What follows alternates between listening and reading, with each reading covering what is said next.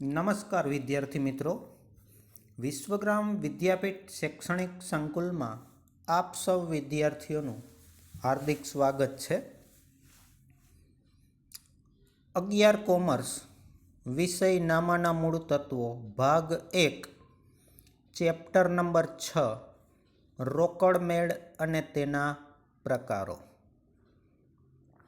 છેલ્લે આપણે video lecture 3 જોયા। એમાં સાદો રોકડ મેળ, ત્યાર પછી 2 ખાનાવાળા રોકડ મેળમાં રોકડ અને વટાવ ખાનાવાળો રોકડ મેળ અને રોકડ અને બેંક ખાનાવાળા રોકડ મેળની ચર્ચા કરી। આજે આપણે આ વિડિયો લેક્ચરમાં 2 ખાનાવાળા રોકડ મેળનો ત્રીજો અને છેલ્લો પ્રકાર બેંક અને વટાવ ખાનાવાળા રોકડ મેળનો અભ્યાસ કરીએ।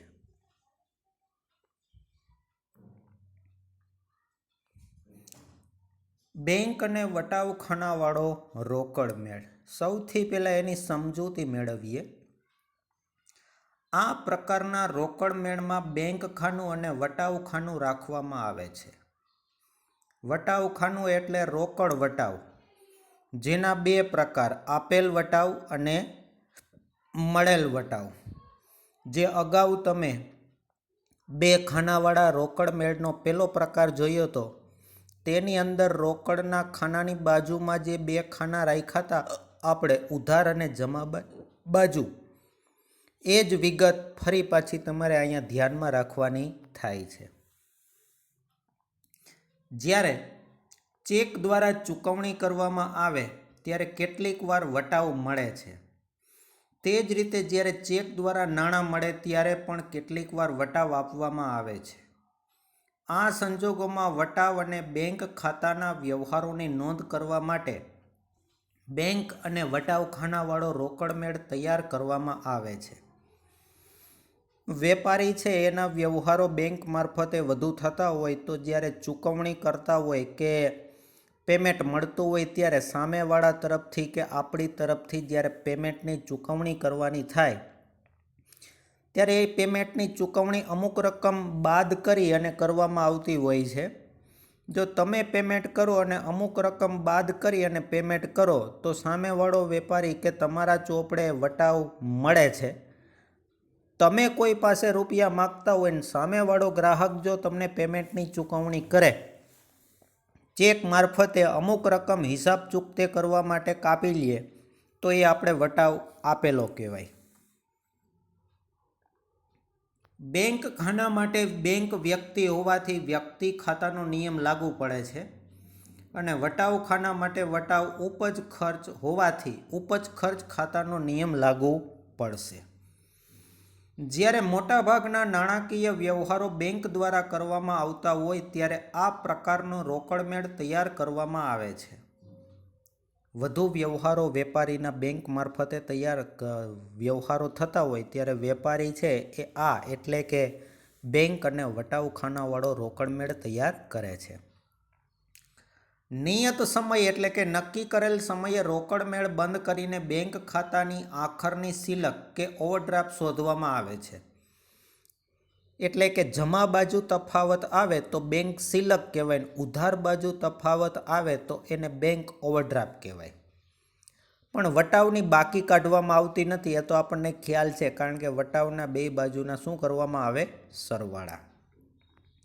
રોકડ મેળની ઉધાર બાજુએ આપેલ વટાવ અને જમા બાજુએ મળેલ વટાવ નોંધવામાં આવે છે, એટલે કે એના સરવાળા કરવામાં આવે છે।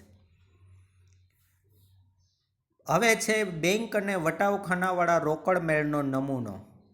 એમાં 2 બાજુ આપેલ વટાવ અને જ્યાં રકમ રૂપિયા લખતા અહીંયા બેંકનું ખાનું રાખ્યું છે રકમ રૂપિયા લખવા માટે।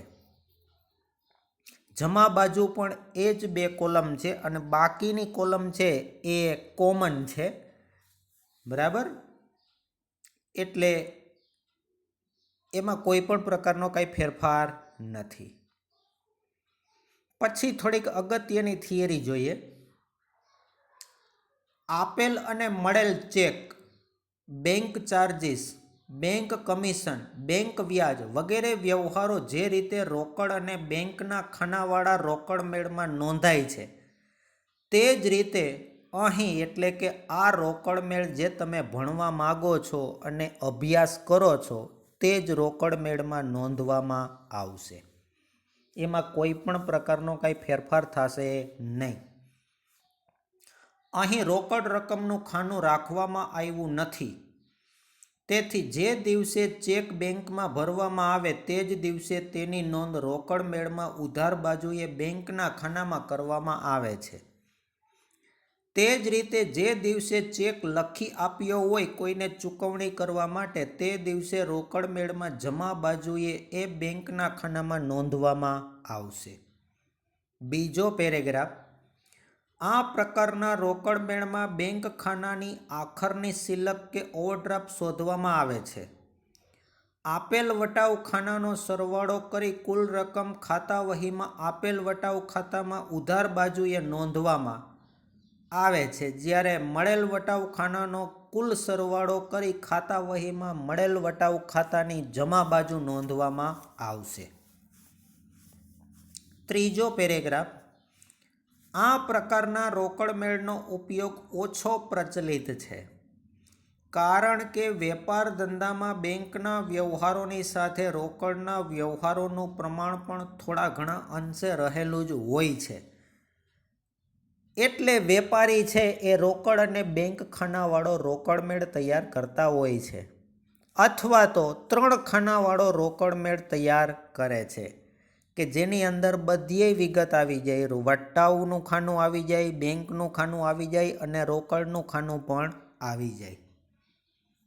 રોકડ વ્યવહારો નોંધવા માટે રોકડ ખાનું અહીં રાખવામાં આવતું નથી. તેથી આ પ્રકારની મુશ્કેલી નિવારવા માટે 3 ખાનાવાળો રોકડ મેળ રાખવામાં આવે છે જેમાં રોકડ, બેંક અને વટાવ એમ 3 ખાના રોકડ મેળની બંને બાજુ રાખવામાં આવે છે.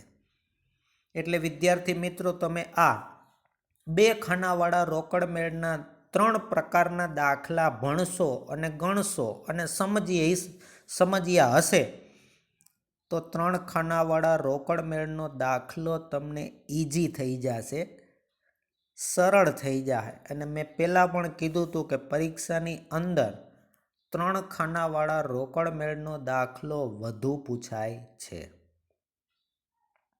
આટલી થિયરી જોયા પછી હવે ઉદાહરણ નંબર 5 જોઈએ. નીચેના વ્યવહારોની નોંધ શ્રી સુરેશ સ્ટોર્સના બેંક અને વટાવના ખાનાવાળા રોકડ મેળમાં કરો. સુરેશ સ્ટોર્સ એટલે કોણ? તો કે આપણે. અને નીચે આપેલા વ્યવહારો એ આપણે 2 ખાનાવાળા એટલે કે બેંક અને વટાવ ખાનાવાળા રોકડ મેળમાં નોંધવાના છે. વર્ષ આપ્યું 2015, મહિનો આપ્યો જૂન. તો બાજુમાં 2 ખાનાવાળો રોકડ મેળ લખ્યો છે. ઉપર એનું હેડિંગ લખ્યું છે શ્રી સુરેશ સ્ટોર્સનો 2 ખાનાવાળો રોકડ મેળ અથવા જૂન 2015નો રોકડ મેળ. રોકડ મેળનો નમૂનો છે. ઉધાર અને જમા 2 બાજુ છે. ઉધાર બાજુ જુઓ 2 ખાના રાખ્યા છે જે આપણે રોકડ મેળ તૈયાર કરીએ છીએ તે. આપેલ વટાવ બેંક રકમ રૂપિયા, જમા બાજુ મળેલ વટાવ બેંક રકમ રૂપિયા. વટાવનું ખાનું આડાઅવળું થાય જો ઉધાર બાજુ તમે બેંકનું ખાનું પહેલાં રાખો ને વટાવનું ખાનું પછી રાખો તો જમા બાજુ પણ એ જ પ્રમાણે કોલમ બદલાવી નાખવી કે જેથી કરીને બાકી કાઢવામાં કોઈ ભૂલ રહે નહીં. દાખલો ગણવાની શરૂઆત કરીએ એ પહેલાં 2 બાજુ તારીખના ખાનામાં 2015 જૂન મહિનો અને વર્ષ લખ્યું છે 2 બાજુ. કારણ કે 2 બાજુ તારીખનું ખાનું આપ્યું છે એટલે અહીંયા તમારે સંપૂર્ણ વિગત સૌ પ્રથમ દાખલો ગણો એ પહેલાં તમારે લખવી પડે. 1 તારીખના વ્યવહારથી શરૂઆત કરીએ તો બેંક ઓવરડ્રાફ્ટ આપ્યો 12,000. તો એનો મતલબ એમ થયો કે સુરેશ સ્ટોર્સ પાસે બેંક 12,000 રૂપિયા માગે છે એટલે દેવું થાય. દેવું એટલે એ બેંક ઓવરડ્રાફ્ટ કહેવાય. અને ઓવરડ્રાફ્ટની જમા બાકી હોય અને 1 તારીખે ઓવરડ્રાફ્ટની જમા બાકી કીધી છે એટલે રોકડ મેળની જમા બાજુ તારીખ 1 બાકી આગળ લાવ્યા એટલે કે શરૂની બાકી કહેવાય. બેંકના ખાનામાં 12,000. જો બેંક સિલક કીધી હોત તો એ ઉધાર બાજુ લખત, બેંકના ખાનામાં બાકી આગળ લાવ્યા શરૂની બાકી. તારીખ 7. નેક્સ્ટ વ્યવહાર. નીલાને 9,000નો માલ 10% વેપારી વટાવે વેચ્યો. નીલાએ વટાવ કાપી ચેક આપ્યો જે બેંકમાં ભર્યો.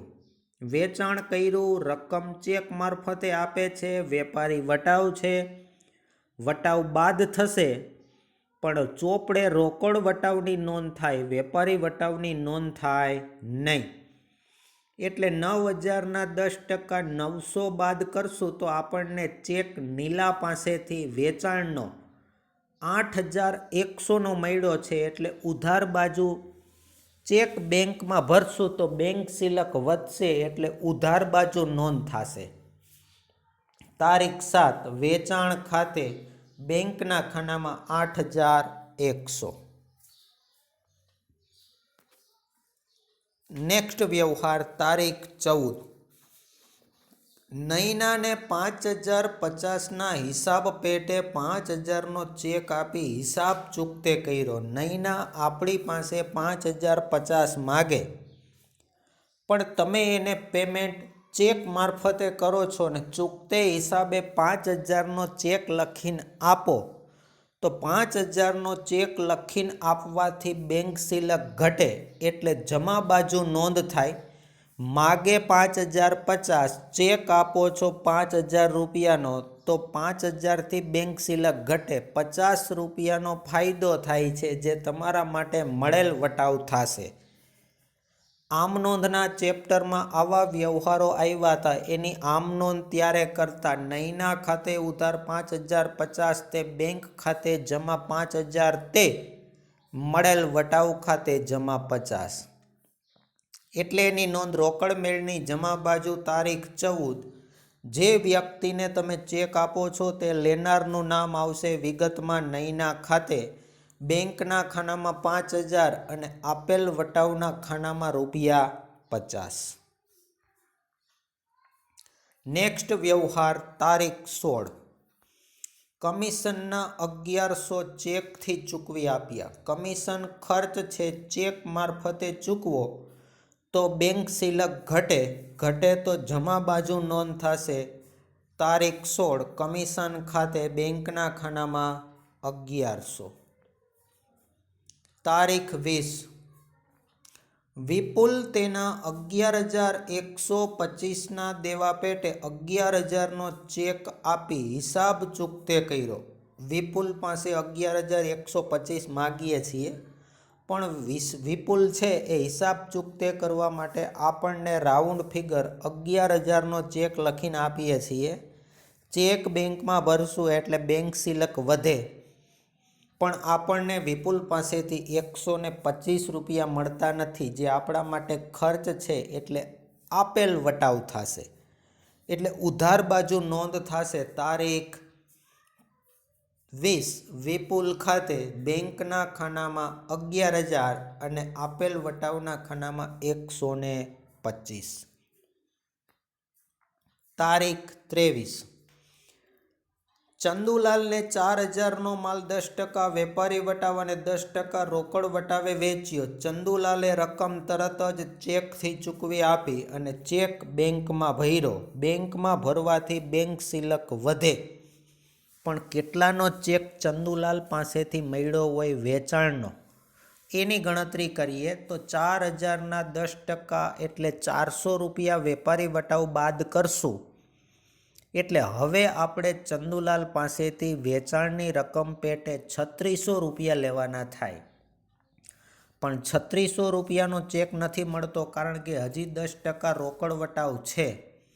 તો 3,600ના 10% 360 રૂપિયા બાદ કરશું એટલે બાકીની રકમનો આપણને ચેક મળશે અને 360 રૂપિયા રોકડ વટાવ છે એટલા રૂપિયા આપણને ઓછા મળે એટલે ઉધાર બાજુ આપેલ વટાવના ખાનામાં 360 લખાશે અને લગભગ બાકીની રકમ 3,240 રૂપિયા આપણને ચેક મારફતે ચંદુલાલ પાસેથી વેચાણની મળે એટલા રૂપિયાથી બેંક સિલક વધે. તો ઉધાર બાજુ તારીખ 24. વેચાણ ખાતે 3240 બેંકના ખાનામાં અને 360 રૂપિયા વટાવના ખાનામાં.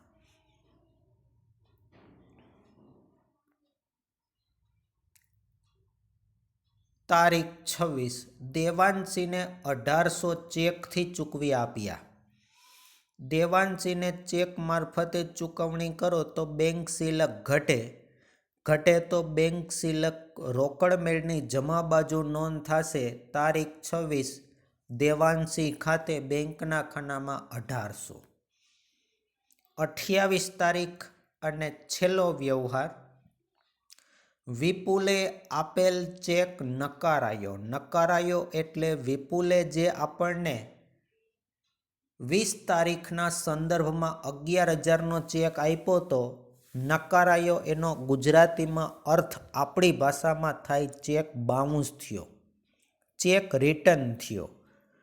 જે કોઈ વ્યક્તિ ચેક આપે એના ખાતામાં બેંક બેલેન્સ ન હોય ત્યારે ચેક છે એ બેંક છે એ રિટર્ન કરે છે અને જે બેંકમાં જે તારીખે ભર્યો હોય અને બેંક સિલક વધારી હોય રિટર્ન થતાં એ બેંક સિલક પાછી ઘટે છે. એટલે આવા સંજોગોમાં હાવ ઇઝી જોવા જાઓ તો તમે 20 તારીખે જે નોંધ કરી હતી એની વિરુદ્ધ નોંધ થશે. ચેક રિટર્ન થાય એ સંદર્ભમાં બેંક ચેક આપણને આપે, પણ આપણને કેની પાસેથી મળ્યો હતો તો કે વિપુલ પાસેથી. તો ફરી પાછો તમે વિપુલને આપશો અને વિપુલને આપશો તો વિપુલ લેનાર થાહે અને 11,000 રૂપિયાથી બેંક સિલક ઘટશે. પણ વટાવની અહીંયા કોઈ પણ પ્રકારની નોંધ કરવાની થતી નથી, કારણ કે ચેક જેટલાનો આપ્યો તો એટલાની જ તમારે વિરુદ્ધ અસર આપવાની થશે. બરાબર? એટલે રોકડ મેળની જમા બાજુ તારીખ 28 વિપુલ ખાતે અને બેંકના ખાનામાં 11,000. બધા વ્યવહાર પૂરા થઈ ગયા છે. હવે રોકડ મેળની ઉધાર અને જમા બાજુ સૌથી પહેલાં વટાવના સરવાળા કરી નાખીએ. તો ઉધાર બાજુ આપેલ વટાવનો સરવાળો થાય 485. જમા બાજુ મળેલ વટાવનો સરવાળો થાય ખાલી 50. હવે બેંકની બાકી કાઢીએ તો સૌથી પહેલાં જ્યારે રોકડ ખાનાવાળો રોકડ મેળ તૈયાર કરતા ત્યારે એવું કહેવામાં આવતું કે રોકડની આવક કરતાં જાવક ક્યારેય વધુ હોય નહીં, એટલે ઉધાર બાજુનો સરવાળો કરવો. પણ બેંક સિલકે હોઈ શકે અને બેંક ઓવરડ્રાફ્ટ પણ આવી શકે, એટલે અહીંયા સૌથી પહેલાં ચેક કરવાના સરવાળા કે ઉધાર બાજુનો વધુ થાય કે જમા બાજુનો. તો આ દાખલાની અંદર જમા બાજુ રકમ મોટી અને વધુ છે એટલે જમા બાજુનો સરવાળો બેંક ખાનાનો વધુ થાય. 12,000 વત્તા 5,000 વત્તા 1,100 વત્તા 1,800 વત્તા 11,000 આ પ્રમાણેનો સરવાળો કરશો એટલે જમા બાજુ બેંકના ખાનાનો સરવાળો થાય 30,900. એ જમા બાજુના બેંક ખાનાના વધુ સરવાળાને ઉધાર બાજુ બેંકના ખાનામાં લખો 30,900 અને ઉધાર બાજુ લખેલી રકમ બેંકના ખાનામાં 8,100, 11,000 અને 3240 બાદ કરશો એટલે તફાવત ઉધાર બાજુ આવશે 8,560. એની માથે રાઉન્ડ કરો અને જે મહિનાનો તમે રોકડ મેળ તૈયાર કરો છો એ મહિનાની છેલ્લી તારીખ લખો 30. જે તમને બે ખાનાવાળા રોકડ મેળની બેંક ખાનાની આખરની બાકી બતાવે તો વિગતમાં લખાય બાકી આગળ લઈ ગયા, એનો મતલબ થયો આખરનો બેંક ઓવરડ્રાફ્ટ. જો તફાવત ઉધાર બાજુ આવત તો અહીંયા લખાત આખરની બેંક સિલક. હવે અહીંયા આખરનો બેંક ઓવરડ્રાફ્ટ આવ્યો છે એની બાકી આગળ ખેંચશું તો એ બાકી પછીના મહિનાની શરૂની બાકી થાય એટલે ક્રોસમાં લખાશે જમા બાજુ 2015 જુલાઈ મહિનાની 1લી તારીખ બાકી આગળ લાવ્યા 8,560 રૂપિયા. તો સ્વાધ્યાયમાંથી પણ તમને વિદ્યાર્થી મિત્રો હોમવર્કમાં આવો જ દાખલો આપવામાં આવશે, પણ આ દાખલો વિડીયો લેક્ચરમાં તમે સમજ્યો હશે તો એ દાખલો પણ ગણવાની તમને સરળતા રહે. બરાબર. અસ્તુ.